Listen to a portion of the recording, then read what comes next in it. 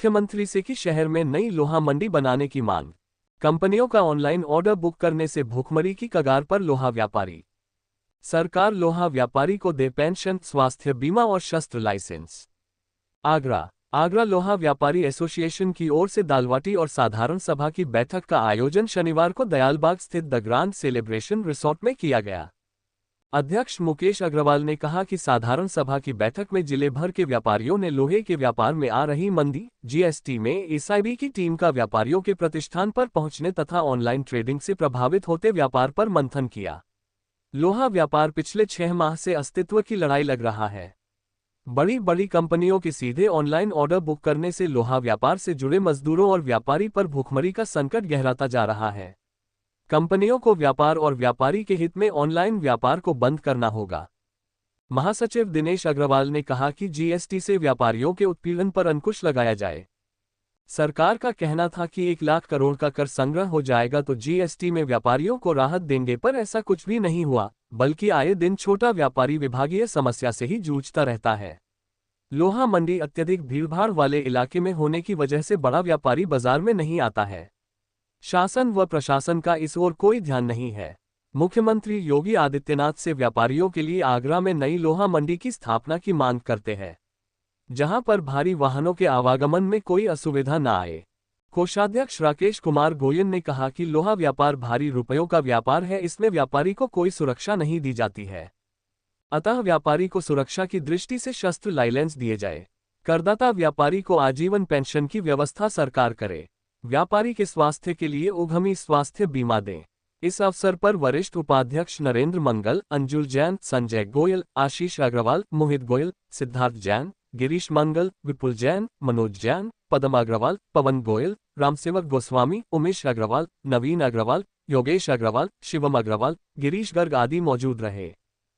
जी भैया बताइए। मेरा नाम राकेश कुमार गोयल, आगरा लोहा व्यापारी एसोसिएशन कोषाध्यक्ष।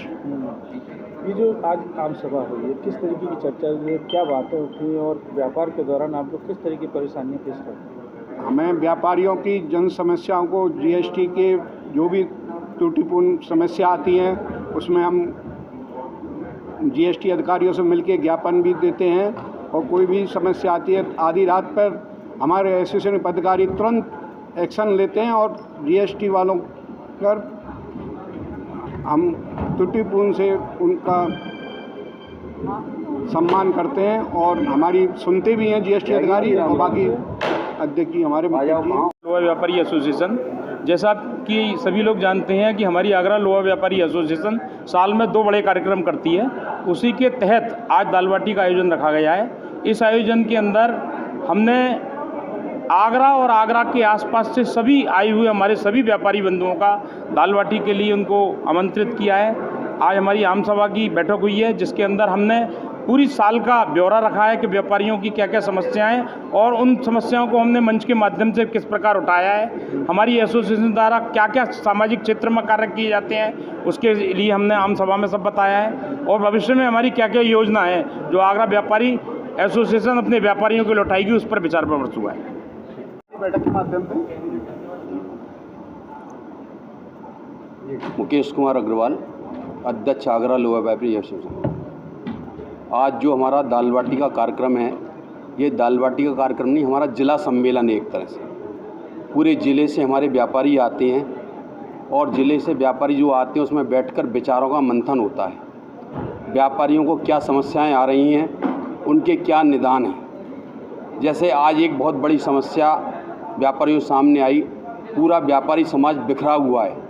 आज हमारी विशेष रूप से ये मांग रही कि व्यापारियों के लिए सरकार एक नई लोहा मंडी बनाकर दिए, जिसके लिए पिछले हम 15 साल से प्रयास कर रहे हैं। आज तक हमारी उस समस्या का निदान नहीं हुआ, जबकि हम कई बार उसके लिए कमिश्नर महोदय को पत्र भी दे चुके हैं। दूसरी समस्या का ये विचार मंथन हुआ कि जो व्यापारी ज़िंदगी भर सरकार को जीएसटी के रूप में, इनकम टैक्स के रूप में और विभिन्न करों के रूप में सरकार को हज़ारों करोड़ रुपया देता है, जब वह व्यापारी किसी कार्य के योग्य नहीं रहता, उस वक्त उसके परिवार के लालन पालन के लिए कोई पेंशन की स्कीम नहीं है।